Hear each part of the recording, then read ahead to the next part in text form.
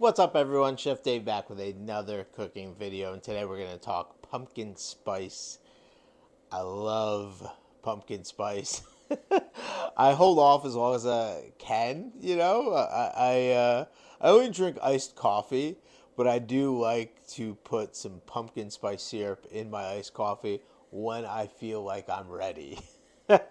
And so I don't usually do it till November, mid-November. Depends how cold it is outside, but I do love the spices that are in pumpkin spice, the cinnamons, the clove, the star anise. Like, you can make your own pumpkin spice, which is awesome, or you can just buy a good quality brand that works too. But we're gonna make a syrup today that you can use in a couple things, especially in drinks, coffee in particular.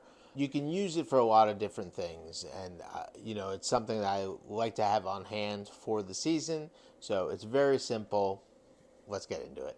So for this, like I said, very simple, straightforward. We have about 5 tablespoons of pumpkin spice here. We've got 1 cup of sugar, 1 cup of water, and we're going to do 1 cup of maple syrup. I really love maple syrup in my pumpkin spice. I think the flavors go so well together. So it's super easy, and I think this gives you an advantage over just using water and sugar. Now, you could double down on the maple syrup and just do, like 2 cups of maple syrup if you wanted. That's always an option. So let's put this together. So we're going to put this pot on high here. Okay. First thing we're going to put in is our water. 1 cup of maple syrup, which we're basically just doubling the water's volume. Put our spice in. Now, this is quite a bit of spice, but you want the syrup to be pretty strong so you can control how sweet you make something. Then 1 cup of sugar, and that's it. Very simply, we're going to stir this up, wet and bloom those spices as best you can, doubling down on the spices so that you do get some really nice, beautiful flavors. All right, once that's nice and mixed, we're just going to bring that to a boil and let it cool to room temperature.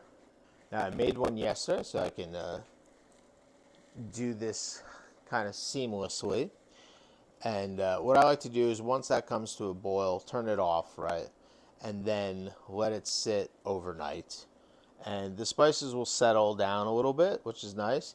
Now, I don't like leaving a lot of the spices in there, so I do strain them out. Okay, so you can get a fine strainer.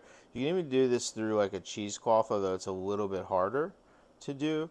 One of the reasons why I like to let it sit overnight is because it does allow the spices to kind of settle a little bit, so you can pour off a little bit easier. All right, we're getting to the spices here. Pour that in there. Now, we don't want to push this down. Just going to let this kind of drain on its own, and the bulk of the spices will kind of stay behind. And that's pretty much it. Now, you can take this, you can let this strain completely, or you can just toss that last bit. It's not the end of the world if you lose that little bit. And here you have that beautiful syrup ready to go. And what I like to do is I save like a honey bottle or something, and then I feed that into that. All right, so you got a little bit of the powder left behind. Totally fine. Not going to affect your drink at all. If you want to use this for cocktails or something, you can probably refine it a little bit more. This way it is totally clear. But other than that, you're ready to go. Thanks for joining me, everyone. This is a quick tip how to make that pumpkin spice syrup. Use it, cocktails, coffee, however you like. If you're enjoying this content, make sure you comment, like, subscribe, ring that notification bell. And Chef Dave, we'll see you on the next one. Peace.